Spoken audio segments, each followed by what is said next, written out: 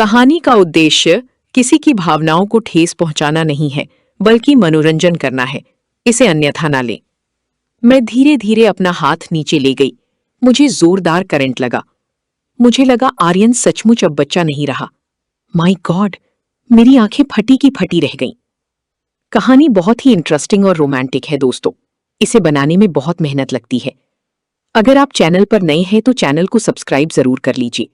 मेरा नाम नमिता है। मैं 26 साल की बहुत ही खूबसूरत महिला हूँ। मैं एक हाउसवाइफ हूँ और ग्रेटर नोएडा में 2 BHK के फ्लैट में रहती हूँ। मेरे पति एक MNC में जॉब करते हैं और कंपनी की तरफ से ऑडिटिंग करने के लिए अलग अलग शहरों में जाते रहते हैं। मेरी एक 2 साल की बेटी है। इसके अलावा घर में मेरी सास ससुर हैं। भगवान की दया से पैसों की कोई कमी नहीं है। घर गृहस्थ बहुत अच्छे से चल रहा है। बस जीवन में एक ही कमी है कि मेरी पति कई कई दिन घर से बाहर रहती हैं। मेरा मायका रायबरेली में है। पिछले महीने की एक सुबह मेरे मायके से मेरी माँ का फोन आया कि आर्यन का एग्जाम है गाजियाबाद में। अगर तुम्हें कोई दिक्कत ना हो तो वो तुम्हारे पास ही कुछ दिन रुक जाएगा। मैंने कहा मम्मी इसमें दिक्कत कैसी, आर्यन मेरे पास आराम से रुक सकता है। मैं बहुत खुश थी कि मायके से कोई आ रहा है। कुछ दिन तो अकेलेपन से निजात मिलेगी। आर्यन के बारे में मैं यहाँ आपको बता दूं कि वो रायबरेली में मेरे साथ ही स्कूल में पढ़ता था। उसकी पापा और मेरी पापा दोनों साथ में ही जॉब करती थी, इसलिए उसके साथ घरेलू संबंध थी। मैं और आर्यन दोनों ही अपने घरों में इकलौती हैं। 12th के बाद मैंने BA में एडमिशन लिया और वो BTech करने मुंबई चला गया। फिर कुछ साल बाद मेरी शादी हो गई। मेरी शादी 4 साल पहले हुई थी। शादी के बाद मैं उसे एक बार ही मिल पाई हूँ। अब पहली बार वो मेरी ससुराल में आ रहा था। मेरी सास ससुर जो कुछ दिन के लिए खाटू श्याम गई थी उन्हें मैंने फोन करके बताया। वो भी बहुत खुश हुई। बोली अच्छा है, अब मुझे तुम्हारी चिंता नहीं होगी। अगली सुबह आर्यन आ गया। जैसे ही मैंने दरवाजा खोला मुझे देखती ही आर्यन मुझसे लिपट गया। मैंने कहा आर्यन तू तो मुझसे भी लंबा हो गया है, लेकिन तेरा बचपना नहीं गया।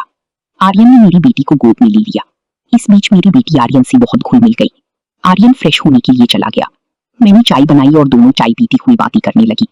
पुरानी बातों को याद करके हम दोनों ही बहुत खुश हो रही थी। फिर मैं घर की कामों में व्यस्त हो गई और वो आराम करने लगा। रात को 9 बजे डिनर हम दोनों ने साथ में ही किया और सोने की तैयारी करने लगी। मैंने कहा आर्यन तुम मेरे बेडरूम में ही सो जाओ। मेरा बेडरूम काफी बड़ा है और स्कूल की टाइम की बात करेंगे। आर्यन बोला ठीक है जैसा तुम कहो। डबल बेड पर एक कोने पर मैं लेट गई, एक कोने पर आर्यन लेट गया और बीच में मेरी बेटी। आर्यन मेरी बेटी के साथ खेलने लगा। मैंने कहा आर्यन अब कल खेलना, लाओ इसे मैं सुला देती हूँ। थोड़ी देर में मेरी बेटी सो गई। हम लोग स्कूल के दोस्तों की बातें करने लगे, कौन कहाँ है, क्या कर रहा है, वगैरह वगैरह। थोड़ी देर में आर्यन को नींद आने लगी और बोला अब मैं सो रहा हूँ। मैंने लाइट बंद कर दी और नाइट लैम्प चला दिया। आर्यन सोती हुई बहुत अच्छा लग रहा था। गोरी गोरी और उसकी पतली पतली होठ, इतना काफी था मुझे भटकाने के लिए। मैंने अपनी बेटी को किनारे किया और आर्यन की बगल में लेटकर उंगलियां बालों में फिराने लगी। शायद वो गहरी नींद में था इसलिए हिला भी नहीं। मुझे उस पर बहुत प्यार आ रहा था।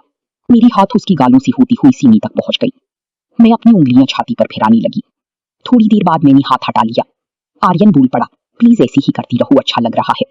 मैंने हंसती हुई कहा बदमाश, मैं तो समझी कि तुम सो रही हो। आर्यन बोला सो ही रहा था पर तुमने जगा दिया। मैं फिर उसकी छाती पर उंगलियां फिराने लगी। मेरी हाथ नीचे बढ़ रही थी और आर्यन का चेहरा शर्म से लाल हो गया। मैंने बोला तुम इतना शर्मा क्यों रही हो, बचपन में हम ऐसी ही तो खेलती थी। डॉक्टर डॉक्टर, तब तो हम ऐसी पूरी शरीर की जांच करती थी। हाँ पर तब मैं बच्चा था, आर्यन बोला। मैंने कहा तो अब क्या बदल गया है, दोस्त तो अब भी हम हैं। अच्छा अब मेरा हाथ छोड़ो, मुझे देखने दो। आर्यन ने मेरा हाथ छोड़ दिया। मैं धीरे धीरे अपना हाथ नीचे ली गई। मुझे जोरदार करंट लगा। मुझे लगा आर्यन सचमुच अब बच्चा नहीं रहा। ओ माय गॉड, मेरी आंखें फटी की फटी रह गई। आर्यन बोला क्या हुआ। मैंने कहा तुम तो सचमुच अब बच्ची नहीं रही, तुम तो बहुत बड़ी हो गई हो। मैं अंदर तक सिहर उठी। मैं तो सपने भी नहीं सोच सकती थी कि तुम इतनी बड़ी हो जाओगी। आर्यन बोला तुम भी तो पहले से बहुत बदल गई हो। मैंने कहा कैसे। तो बोला तुम भी पहले से डबल हो गई हो। उसकी बातों से मुझे कुछ होने लगा। मैं अपना मुंह उसके कान के पास ले गई और बोली तुम्हारी कोई गर्लफ्रेंड है। तो वो बोला नहीं। फिर तो मुझे ही सब सिखाना पड़ेगा। मैंने शुरू किया और बिल्कुल धीरे से पूछा कैसा लग रहा है। वो बोला बहुत अच्छा। मैंने उसके कान में धीरे से पूछा आगे करना है। आर्यन का चेहरा एकदम लाल हो गया, एकदम चुप। मैंने फिर पूछा। इस बार वो बोला मुझे कुछ नहीं आता। मैंने कहा कोई बात नहीं। उसी बहुत शर्मा रही थी। आर्यन मेरा गोरा शरीर देखकर बोला तुम तो बहुत सुंदर हो। फिर वो सहलाने लगा। मेरे अंदर आग लगने लगी। कई दिनों से मैंने आनंद नहीं लिया था। आर्यन की शर्म अब कम हो गई थी। सहलाती हुई बोला ये तो कमाल की है, तुम्हारी तो बिल्कुल हीरोइनों की जैसी है। अब खेल शुरू हो चुका था। मुझे बड़ा मजा आने लगा। मेरा मन आतुर उठ उठा। मैंने बोला देखो आर्यन अब ये शर्म वरम छोड़ दो, जो करना है जल्दी से करो। मैंने आर्यन को सीधे लिटा दिया और कहा, अब मैं तुम्हें मजा देती हूँ। आर्यन की बदन में झुर्सी दौड़ गई। मैंने कहा, परेशान मत हो, थोड़ी देर में बड़ा मजा आएगा। दोनों पसीने से तरबतर हो गई। मेरा शरीर कांपने लगा। थोड़ी देर बाद हम दोनों ही निढाल हो गए। आर्यन, इतना मजा तो आज तक कभी नहीं आया, तुम बहुत अच्छे हो। आर्यन बोला, मैं भी आज बहुत खुश हूँ। मैं तो कभी सपने में भी नहीं सोच सकता था कि ऐसा कभी होगा। मैंने हंसती हुई कहा, आर्यन सच में आज तुमने वो मजा दिया है जिसे मैं कभी नहीं भूल पाऊंगी। फिर हम दोनों फ्रेश होकर सो गए। 4 दिन आर्यन मेरे घर पर रुका। चारों दिन हम दोनों ने खूब एंजॉय किया। कैसी लगी आपको ये कहानी कमेंट करके जरूर बताइएगा। मिलती है अगली कहानी के साथ। धन्यवाद।